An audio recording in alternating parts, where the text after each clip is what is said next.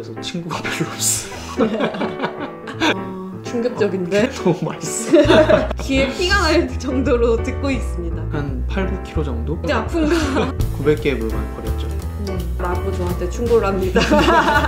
회사가 다이어트의 비법이라는 말씀을 드리는 게 아니라 안녕하세요. 오늘은 심플하게 산다라는 책을 읽고 느낀 점과 특히 좋았던 내용들이 있어서 그 내용을 공유해 드리려고 합니다.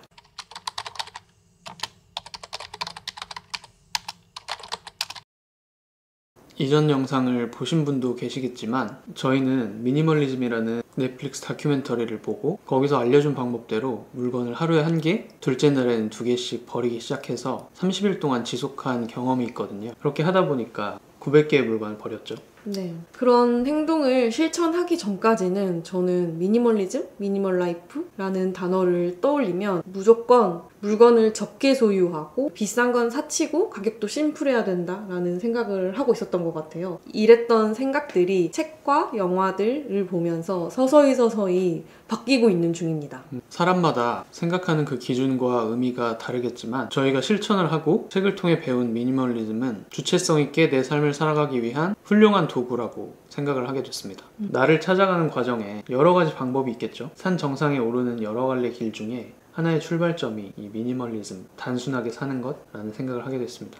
저희가 생각하는 이상적인 기준에 가까운 책이 심플하게 산다라는 책이어서 이 책을 소개해 드리려고 합니다. 책을 읽고 가장 크게 느낀 점이 무엇이었나요? 그동안 미니멀리즘을 실천하려고 도전도 해보고 그 후로 이게 내가 주체성 있게 살아가고 내 자신을 알아가는데 좋은 방법이구나 라는 거를 다른 책이나 영상들을 통해서 많이 느끼고는 있었거든요. 근데 이번 책을 통해서 그게 더 분명해졌고 그동안 알지 못했던 새로운 기술적인 부분들 아니면 마음적인 부분들 그런 걸 새로 알게 됐거든요. 몇 가지만 예를 들자면 집에는 진짜 좋아하는 물건만 두자. 물건을 버리고 어떤 거를 소유한다라고 마음의 결정을 그동안 해왔잖아요. 네. 매일매일 하고 있다고 생각하거든요. 내 눈으로 마주하고 몸으로 쓰고 있는 이 물건들을 이게 진짜로 내가 좋아하고 나를 행복하게 해주는 물건들이었나? 하는 질문을 다시 해봤거든요.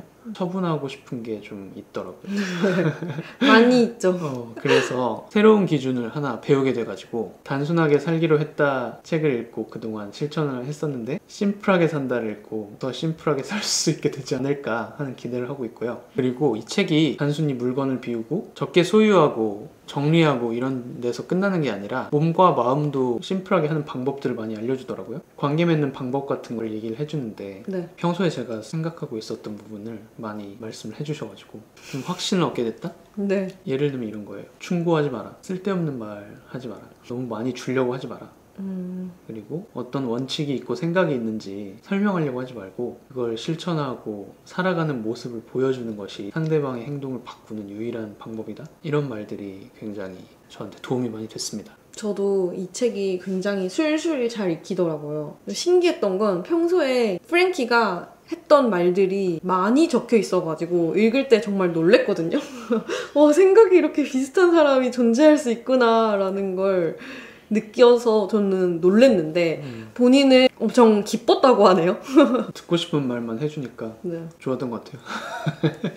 이 책은 2012년도에 출판이 되었고 11년 전에 나왔던 책이라서 어쩌면 우리의 지금 생각과는 좀 동떨어진 이야기를 하지 않을까라는 느낌도 들기도 하더라고요. 근데 오히려 저희가 평소에 가지고 있던 가치관과 많은 부분이 일치해서 많이 놀랐습니다. 10년이면 진짜 많은 게 바뀌지 않습니까? 옛날 말로 10년이면 강산이 진짜 옛날 말이네.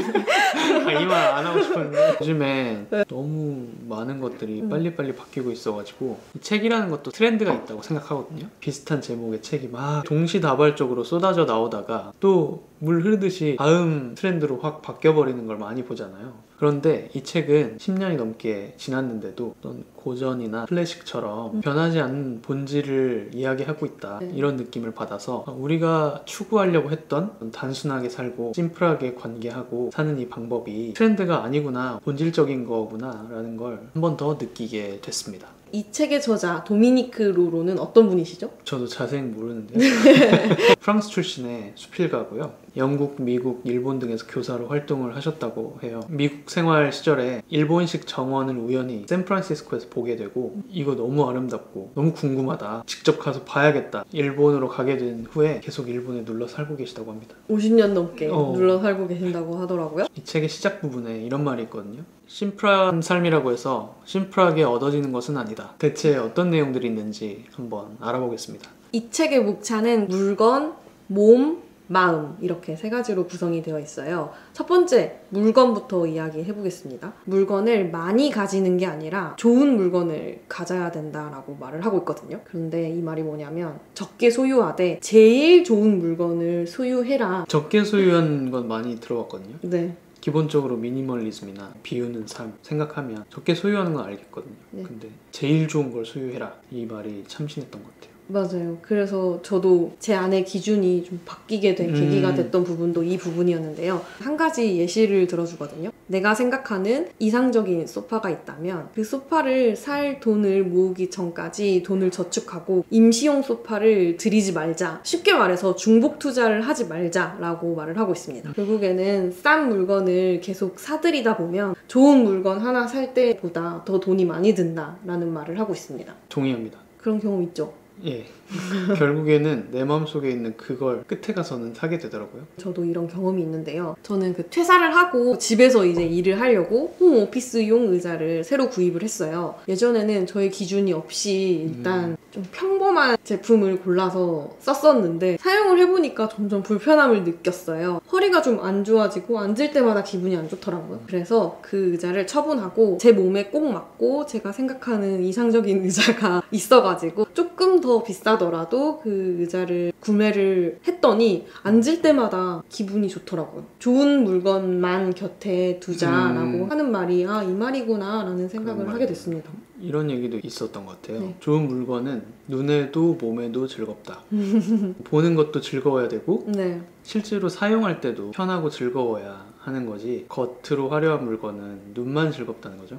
이상적인 물건, 내가 좋아하는 물건 그런 기준은 어떻게 세우게 되는 거죠? 제 경험을 미루어 보면 네. 자꾸 실수를 하다 보면 기준이 생기는 것 같아요. 이 물건은 좋아 보여서 샀는데 어떤 게 불만족스럽고 생각보다는 나한테 안 어울리고 이런 것들이 계속 경험이 축적되거든요. 결국은 나를 찾고 내가 제일 좋아하는 게 뭔지 알려면 해보는 수밖에 없다. 그런데 그 실수를 두려워하면 안 될 것 같아요. 계속 그게 반복되고 축적돼서 내 실력이 되는 거니까. 그런 실수를 통해서 내 안의 기준을 쌓아나가면 되는 거네요. 그렇다고 봐야죠. 핵심은 좋아하는 물건만 곁에 두자. 그 외의 것은 의미가 없대요. 완벽한 것만 곁에 두고 어설픈 것은 당장 치우자는 그런 말이었습니다. 저도 이 부분을 읽고 집에 정말 내가 좋아하는 물건들로만 채워져 있는지 한 번 더 질문을 해볼 수 있었던 계기가 됐던 것 같아요. 그렇지 않은 물건은 비워내는 것도 좋겠다라는 생각을 하게 됐습니다. 당장 치우고 싶어졌습니다. 물건 파트에서 옷과 삶의 방식이라는 부분이 있거든요. 네. 거기서 제가 좋아했던 분이 있습니다. 유행은 돈으로 사는 거고 스타일은 스스로 지니는 것이다. 개성 있는 스타일을 가지는 사람은 유행을 거부할 줄 안대요. 자신에게 맞는 스타일은 자신을 스스로 만족시킨다. 그러므로 자신감을 줄 수 있는 옷만 옷장에 두자. 이런 이야기가 있었습니다. 유행을 따라 산 옷들은 그 내년이 되면 안 입게 되더라고요. 맞아요. 그런 옷들은 좀 자신감이 없어지는 것 같아요. 클론이라고 하잖아요. 나가면 비슷한 옷 만나고 맞아요. 그런 경험이 쌓이다 보니까 이제는 누가 많이 입고 다니거나 유행처럼 느껴지는 건 사지 않습니다. 대신 나한테 잘 어울리는 옷들을 사게 됐어요. 기본적인 스타일들, 유행을 타지 않을 것 같은 클래식한 디자인 그런 걸 많이 선호하게 된 것 같아요. 이 책에서 옷을 버리는 기준에 대해서도 언급한 부분이 있거든요. 한번 읽어드리겠습니다. 자신에게 어울리지 않는 옷, 오래된 옷, 짝이 안 맞는 옷, 너무 작은 옷, 왠지는 모르겠지만 안 입게 되는 옷은 치우자. 생각과 달랐던 옷, 잘못 산 옷, 홧김에 산 이상한 옷도 모두 치우자. 지금 어울리지 않는 옷을 나중에 살이 빠지면 입겠다고 보관하지 말자. 살이 빠지면 당신은 분명히 새로운 스타일의 옷을 다시 장만하고 싶어질 것이다. 이 말은 완전히 공감합니다. 저도 살이 좀 빠졌잖아요. 살 빠지면 입어야지 하고 뒀던 옷은 안 입었어요. 보통 그러는 것 같아요. 새로운 옷을 사게 되더라고요. 그리고 아주 어쩌면 살 빠지는 날, 살찌는 날이 많이 오지도 않죠. 잘 안 와요. 가지고 있을 필요가 없습니다. 네. 이렇게 옷을 버리는 기준에 대해서 말하고 있는데 자신의 기준이 명확히 있어야 어떤 것을 소유할지 안다 이런 이야기를 하고 있는 것 같거든요. 신기하게 넷플릭스 다큐 미니멀리즘 그리고 나는 단순하게 살기로 했다 심플하게 산다 이 세 가지 모두 공통적으로 하는 말들이 있는 것 같아요. 그게 바로 나 자신을 스스로 알아야 된다라는 말을 공통적으로 자주 하고 있다는 걸 알게 됐어요. 결국에는 비워내고 정리하고 더 나아가서 내 자신을 알고 내 자신이 하고 싶은 방향이 뭔지 행동하라라는 말인 것 같네요. 물건을 줄이고 버리는 행위 자체가 목적이 돼서는 안 되고 내 자신이 누군지 알아가는 수단으로 이용해야 된다 이런 얘기를 반복적으로 하고 있는 것 같습니다. 물건의 세 번째 이야기인데 집에 관련된 이야기인가요? 집을 청소하고 정리하는 행위는 이를 닦는 것과 같다. 꼭 필요하다는 얘기래요. 그렇죠. 평소에 프랭키가 저한테 항상 하는 말이 있습니다. 내일 당장 이사를 가더라도 오늘 청소는 해야 된다. 귀에 피가 날 정도로 듣고 있습니다. 그 말 어디서 들었는지 정확히 기억은 안 나는데 어릴 때 어디서 들었어요. 옛날 말이긴 하다. 근데 이 말이 되게 살면서 많이 생각이 나더라고요. 고등학교 선생님이 했던 말인 것 같아요. 청소 시간에. 청소가 품위 없는 노동의 행위가 아니라 신성한 행위라고 표현하더라고요. 네. 인간과 자연이 본질을 찾는 일, 원래 상태로 돌아가는 그런 행위라고 하거든요. 좀 정리하기 어렵다 싶으면은 각자 자기 위치를 정해놓고 사용하고 다시 돌려놓고 서랍 안에 집어넣고 이런 식으로 하면 좋을 것 같아요. 자기계발 서적을 읽거나 그 부자들의 습관 같은 글들을 보면 아침에 이불 정리를 하고 자기 주변을 정리정돈을 하라라는 말들이 이제는 좀 다르게 와닿는 것 같아요. 당장 인생을 바꾸고 싶으면 네 방 책상부터 정리해라. 자기 집을 정리하고 내 자신을 돌보는 게 모든 변화의 시작이라는 말인 것 같아요. 맞아요. 그래서 네 방 책상도 정리를 못한 네 과거에서 이제 벗어나고 그래야지만 깨끗한 네 책상에서 뭔가 생각하고 책을 읽거나 뭐 컴퓨터를 열어서 뭘 할 거 아니에요. 변화의 시작은 주변 정리, 내 자신의 정리인 것 같습니다. 저 같은 경우는 어릴 때 공부를 하기 싫어가지고 맨날 책상 정리만 했던 타입이거든요. 전혀 상관이 없는 이야기고요. 이제 두 번째 챕터인 몸으로 넘어가 볼까요? 먼저 가벼워지기라는 부분을 굉장히 공감했습니다. 적게 먹고 몸을 가볍게 만드는 건 일종의 철학이고 지혜라고 합니다. 절대적인 다이어트 방법은 없지만 보편적인 다이어트 방법이 있다고 설명을 해주고 있어요. 그게 바로 부정적인 생각을 없애는 것이라고 말을 하고 있어요. 제 경험을 들려드릴까요? 네. 저는 회사를 그만둔 지 2년 정도 됐거든요. 지금은 옆에 계신 분이랑 같이 일을 하고 있는데 예전에 회사 다닐 때는 부정적인 생각을 많이 하고 스트레스를 많이 받았던 것 같아요. 그래서 폭식하고 야식 먹고 맥주 먹고 운동은 안 하고 집에서 맨날 리모컨만 쥐고 TV 돌리다가 졸리면 자고 아침에 출근하고 이런 생활의 연속이었거든요. 그래서 그때 스트레스를 먹는 걸로 많이 풀었어요. 그러다 보니까 살이 많이 쪘던 것 같거든요. 그래서 지금 직장 다닐 때 최고 몸무게 대비 한 8, 9kg 정도 빠진 상태입니다. 저도 7kg 정도 빠졌습니다. 한 명만 빠졌으면 이제 아픈가 하고 걱정했을 텐데 두 명 다 서서히 빠지는 게 신기했어요. 지금 굉장히 건강한 상태고 내 몸무게를 찾은 것 같다라는 느낌이 들 정도로 아주 만족해하고 있습니다. 직장을 안 다니는 것 때문에만 살이 빠졌다고 생각은 하지 않거든요. 네. 하루에 1시간 이상 걷기를 거의 매일 하고 있고 일주일에 2번 수영하고 있고 또 저희 같은 경우는 밥 먹는 시간이 따로 정해져 있지 않다 보니까 완전히 배고플 때 밥을 먹고 과식하지 않게 되고 제 몸을 생각하는 시간을 많이 갖게 된 것 같거든요. 맞아요. 퇴사가 다이어트의 비법이라는 말씀을 드리는 게 아니라 자신을 돌아보는 시간을 가진다면 몸을 생각해서 과식하지 않게 된다는 이야기를 하는 것 같아요. 네. 신기하게 나는 단순하게 살기로 했다의 저자인 사사키 후미오 씨도 책에 미니멀리스트들은 살이 찌지 않는다라고 적어놨어요. 그리고 자기가 만났던 미니멀리스트들은 비만이 없었대요. 그리고 그들이 만나면 물건을 버린 이후에 다 살이 빠진다는 경험을 이야기한다고 해요. 그게 어떤 역학적인 관계가 있나 봐요?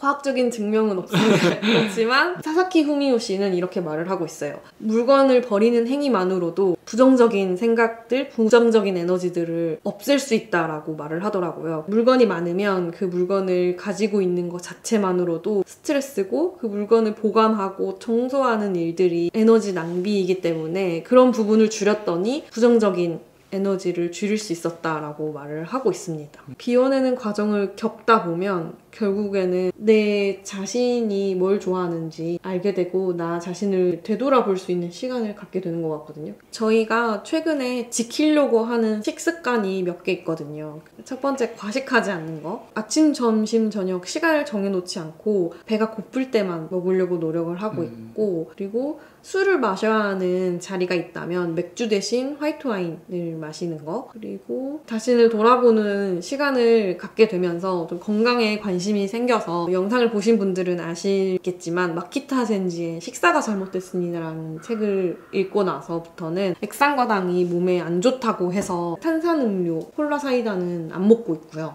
그리고 올리브 오일을 먹고 있죠. 그렇죠. 저희한테는 가장 그게 큰 변화였던 것 같아요. 콜라를 안 먹다 보니까 맥도날드에 가면 물이랑 햄버거를 먹는 사람이 저희밖에 없습니다.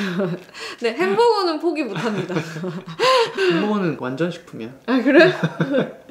미국에 어떤 실험이 있었는데 햄버거만 먹은 사람 살이 빠졌고 햄버거랑 프렌치 프라이랑 콜라를 먹은 사람은 살이 쪘더라고. 그 프렌치 프라이가 진짜 탄수화물과 기름의 콜라보가 안 좋다고 하더라고요. 최악이라고 하네요. 네. 그래서 저희도 웬만하면 감자튀김은 안 먹으려고 하고 있고 콜라 사이다도 안 먹고 있는 중이죠. 근데 감자튀김이 너무 맛있어.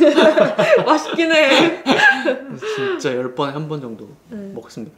배가 고플 때만 식사를 하려고 하다 보니까 어떤 날은 하루에 2끼 먹고 어떤 날은 4끼 먹을 때도 있죠. 근데 그게 좋은 것 같아요. 시간 정해놓고 먹는 게 언제부터. 누가 정해놓은 거야? 누가 밥을 3번 먹으라 그랬어? 이런 마음이 들 때도 있어가지고. 제가 지금 읽고 있는 다른 책이 있거든요. 아, 그래요? 팀 페리스의 나는 4시간만 일한다라는 책인데, 그 책의 표현에 따르면 우리가 회사에 9시에 출근해서 5시에 퇴근하고 하루에 3끼 밥을 먹고 하는 게 자연스러운 행동이 아니라 이 자본주의가 만들어 놓은 충격적인데? 규칙이다. 왜냐면 한 곳에 모아놓고 일을 시키고 관리 감독하고 밥을 먹여야 일을 하기 때문에 아침, 점심, 저녁 시간을 정확히 정해놓고 그때만 밥을 먹어 하는 문화가 생긴 거라고 하더라고요. 그래서 자유를 추구한다면 밥 시간을 정해놓지 않는 것도 좋을 것 같습니다. 이제 다 왔습니다.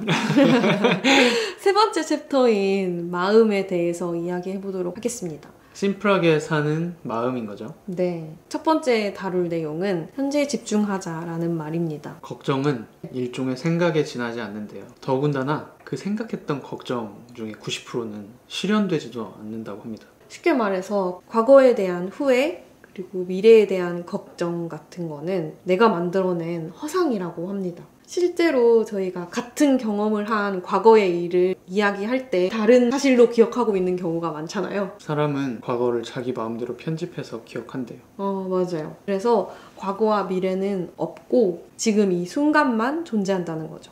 그래서 지금 당장 내가 어떤 사람이 되고 싶은지를 생각해 보라는 거죠. 내가 심플한 삶을 살아보고 싶다 라고 생각이 들면 과거에 내가 심플한 삶을 살지 않았어도 상관이 없고 미래에 난 저렇게 못 살아 라고 생각하는 것조차 허상이기 때문에 지금 당장 현재 내가 심플한 삶을 살아가면 되는 거거든요. 예를 들어 비워내는 게 심플한 삶이다 라고 생각을 하신다면 그냥 지금 당장 눈앞에 보이는 것들 중에 쓸모없는 물건이 한 개쯤은 있을 거예요. 그 한 개를 쓰레기통에 가져가서 버리면 그 순간부터 나는 실천하는 사람이 되는 거죠. 그런 현재가 모여서 차곡차곡 쌓인 결과만이 내 자신이 되는 거기 때문에 과거에 내가 어떤 사람이었는지 얽매일 필요도 없고 미래에 내가 그렇게 될 수 없을까라고 걱정하고 생각하는 것도 다 필요 없고 그냥 현재 실천하면서 살면 그런 사람이 된다라는 이야기인 것 같습니다. 저의 경우에도 비우기 연습을 하다 보니까 비울 때마다 이 물건이 나한테 꼭 필요한 건지 내가 이걸 왜 샀었지? 라는 질문을 하게 되더라고요. 그러다 보니까 그 순간순간이 모여서 내 안의 기준이 생겨나기 시작했고 남들과 비교하지 않는 삶을 살 수 있게 된 것 같아요. 그러니까 더 이상 타인의 시선이 신경 쓰이지 않는다라는 생각을 하게 됐던 것 같아요.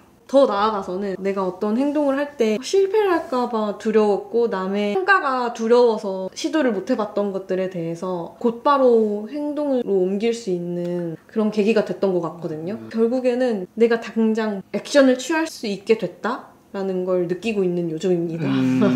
그런 행동들로 얻은 경험들이 물건처럼 없어지는 것들이 아니라 나한테는 정말 소중한 자산이 되고 나를 지켜준다라는 느낌을 받고 있습니다.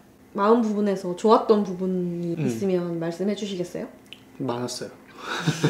귀를 엄청 접어왔습니다. 너무 적어서 의미가 없을 정도로. 특히 관계 맺기, 홀로서기, 또 최근에 저희가 하고 있었던 생각이랑 비슷한 부분들이 너무 많아가지고 신나서 읽었던 기억이 있네요. 그 중에 먼저 관계 맺기에 대해서 이야기를 해볼게요. 비생산적인 관계는 정리해라. 동의합니다. 당신에게 아무런 도움이 되지 않는 친구도 정리해라. 사랑이라는 이름으로 구속하고 있다면 정리해라. 그리고 좋아하지도 않는 사람을 생각하면서 스트레스 받는데 1초도 허비하지 말라, 그런 이야기를 하거든요. 그리고 그런 마음대로 사는 사람들은 자기 식대로 살게 내버려 두래요. 모든 사람과 관계가 좋을 수 없다. 내가 더 중요하고 나를 힘들게 하거나 스트레스를 주는 사람이 있다면 생각조차 하지 말라. 단순하게 관계를 정리해야지만 내가 더 건강하게 살 수 있다는 이야기를 하는 거거든요. 저도 평소에 이런 생각을 많이 해요. 그래서 친구가 별로 없어요. 꼭 필요한 관계가 아니면 애써서 유지하려고 노력하지 않은 편이거든요. 예를 들면 이런 거죠. 아무리 만나고 싶어도 잘 안 되는 인연이 있어요. 그런데 1년 동안 연락을 안 하다가 딱 한 번 연락을 해도 만나게 되는 친구가 있거든요. 저는 그런 게 다 자연스러운 거라고 생각을 합니다. 너무 많은 친구를 얻으려고 유지하려고 노력할 필요가 없는 것 같아요. 몇 명 진짜 친구들이 있죠. 그런 친구들로 충분하다는 생각을 하고 있습니다. 그리고 저는 평소에 충고를 많이 하지 않으려고 노력하는 편이거든요. 그래서인지 이 부분이 굉장히 와닿았습니다. 프랭키가 또 저한테 늘 하는 말이 있습니다. 충고를 하고 싶은 마음이 들면 그 입을 닫아라 라고 저한테 충고를 합니다. 그 입을 못 닫고 있습니다. 굉장히 모순이죠? 제가 어디 약속이 있거나 친구들을 만나러 가기 전에 이런 이야기를 듣고 가면 굉장히 도움이 되더라고요. 저도 모르게 충고하고 싶고 알려주고 싶어서 막 입을 벌렸던 날들이 많이 있었어요. 지난날에. 돌아와서 생각해보면 굉장히 후회가 되더라고요. 내 생각조차도 계속 바뀌는데 그게 내 생각인 것처럼 막 알려주고 다녔던 게 너무 후회가 돼서 그런 짓은 이제 하지 말아야겠다, 그런 생각을 한 것 같아요. 상대를 존중하는 마음에서 나올 수 있는 것 같은데요. 그렇게 깊이 생각하지 않았던 것 같은데, 아무튼 이 책에 나온 부분을 한번 읽어보겠습니다. 고민이 있는 친구에게 지나친 충고를 하는 건 역시 좋지 않다. 그런 친구에게 해줄 수 있는 유일한 일은 선을 지켜주는 것. 조용히 곁에 있어주고 이야기를 진심으로 들어주자. 우리는 종종 지나치게 주려고 한다. 이러한 행동은 사랑이나 우정을 얻기 위한 것인 경우가 많다. 있는 그대로의 모습으로는 사랑받지 못할까봐 두려운 마음에 오버하는 것이다. 라는 부분이 있었는데 굉장히 공감이 됐습니다. 다음은 홀로서기라는 부분이 있었습니다. 최근에 저희가 공유해드렸던 책 중에 시대일보 획기인의 시대라는 책에 나온 독립과 자립에 대한 이야기가 많이 포함되어 있어서 반갑기도 하면서 신기했던 부분이었습니다. 맞아요. 되게 많은 사람들이 비슷한 생각을 하고 살고 있다, 이런 생각을 했고 저도 비슷한 생각을 하거든요. 홀로 서야만 온전히 내가 행복할 수 있고 누군가에게 어떤 일을 의지하고 있다면 그 사람이 없을 때 내가 불행하잖아요. 그래서 피해주지 않고 홀로 서야지만 온전히 심플하고 행복한 삶을 살 수 있을 것 같아요. 이 부분도 한번 읽어보겠습니다. 네. 자기 자신의 모습을 잃지 않고 온전하게 남아있으려면 자신의 진가를 발견할 필요가 있다. 남들과 비슷해지려고 애쓸 필요도 없고 달라지려고 애쓸 필요도 없다. 자립을 위한 최선의 방법은 타인의 시선에 대한 지나친 강박 없이 자기 모습 그대로 나아가는 것이다. 라는 부분이었습니다. 행복해지려면 남에게 기대지 말아야 된다라는 말이네요. 네, 저도 최대한 기대지 않도록 하겠습니다. 저도 조심하겠습니다. 그리고 이분이 영국, 미국, 일본에서 교사 생활을 했다고 했잖아요. 네. 되게 선생님처럼 저에게 가르침을 많이 주신 중인데 그 중에 하나가 또 뭐였냐면 남을 바꾸려 하지 말자. 가르치려 들지도 말자. 저도 평소에 가슴에 품고 사는 말인 것 같거든요. 사람은 어차피 독립적인 생각이 존재하고 각자 개인의 가치관이 있기 마련이잖아요. 그래서 아무리 상대방이 자기 생각을 열심히 설명을 해도 잘 안 바뀌는 것 같습니다. 안 바뀌죠. 본인이 스스로 가슴으로 느끼지 않으면 바꾸기 어렵습니다. 네, 그 부분에 대해서 굉장히 비슷한 생각을 하고 계셔가지고 공감이 많이 됐고, 남들에게 우리가 영향을 미칠 수 있는 유일한 방법은 우리가 사는 모습을 통해 그들이 우리 생활 방식을 따라하고 싶게 만드는 것 뿐이다. 변화했던 순간을 생각해보면 누군가가 저한테 좋은 본보기가 되어줬던 거, 나도 저렇게 돼야지, 그랬던 순간이 많았던 것 같네요. 다음은 심플하게 살기 위한 기술을 몇 가지 알려주는데요. 그중 하나가 처분하기 기술입니다. 공유해드리도록 하겠습니다. 첫 번째, 좋아하지만 사용하지 않는 물건은 사진을 찍어서 버리기. 좋은 추억이 있는 물건들이나 선물 받은 물건들이 처분하기가 굉장히 어려웠는데, 감사한 마음을 물건에 담지 말고 가슴에 담고 사진으로 찍어서 저장을 해놓고 버리면 오히려 그게 감사한 마음이 가슴속에 남더라고요. 핸드폰으로 사진을 저장한다고 말씀을 드렸더니 또 사진은 어떻게 관리하시냐라는 질문을 하신 분들도 계셨어요. 어떻게 관리하시죠? 저희는 둘 다 아이폰을 쓰고 있어가지고 아이클라우드 가족 계정을 구독하고 있습니다. 2TB거든요. 아직 넉넉하게 사용하고 있고, 아이폰 쓰지 않으시더라도 웹 하드가 많이 잘 돼 있다고 하더라고요. 그래서 한번 찾아보시고 사용해보시면 좋을 것 같아요. 다음, 처분하기 기술. 1년간 한 번도 사용한 적 없는 물건은 처분하자. 저희도 이 기준으로 물건을 많이 버렸었습니다. 지금도 계속 하고 있고요. 지금 이제 겨울이 다가오고 있잖아요. 그럼 여름에 한 번도 입지 않은 옷이 분명히 있을 거거든요. 그런 옷들은 버려야 된다. 그리고 잘못 산 실수에 매달려 있지 말자. 실수는 치워서 바로잡자. 저도 옷장을 열면 사이즈 미스로 택도 안 뜯은 옷이 있어요. 아까워서 못 버리겠어요. 옷장을 열 때마다 아, 이거 버려야 되는데, 아, 저거 잘못 샀지? 이런 생각이 드는 거예요. 근데 저는 이런 생각이 부정적인 생각인지 몰랐어요. 나의 기분을 망친다는 생각을 못 했던 것 같아요. 그런 생각이 드는 옷이 있다면 그게 바로 부정적인 생각이기 때문에 나의 실수를 버리는 것으로 만회하자라는 말인 것 같아요. 또 태그 안 떼져 있으면 중고로 또 잘 팔려요. 맞아요. 나눔하기도 좋고. 네, 그래서. 그렇습니다. 그리고 처분하기 기술에서 총 정리를 해주는 것 같은 말이 있습니다. 심플한 삶이란 우리 행복에 도움이 안 되는 것을 치우는 일이래요. 뭐 복잡하게 생각하지 말고 이거 기준 딱 하나만 있어도 저는 될 것 같은 생각도 들어요. 목차, 물건, 몸, 마음 모두 해당되는 말이네요. 행복에 도움이 안 된다면 물건뿐만이 아니라 관계도 좀 치우고 내 몸에 붙어있던 지방도 치우고, 이런 이야기를 총망라해서 하시는 것 같습니다. 책의 마지막 문단을 읽어드리도록 하겠습니다. 산다는 것은 하나의 기술이며 이 기술은 노력 없이 얻을 수 없다. 자신의 외면과 내면을 잘 돌보되 이치에 맞게 살자. 그리고 심플하게 살자.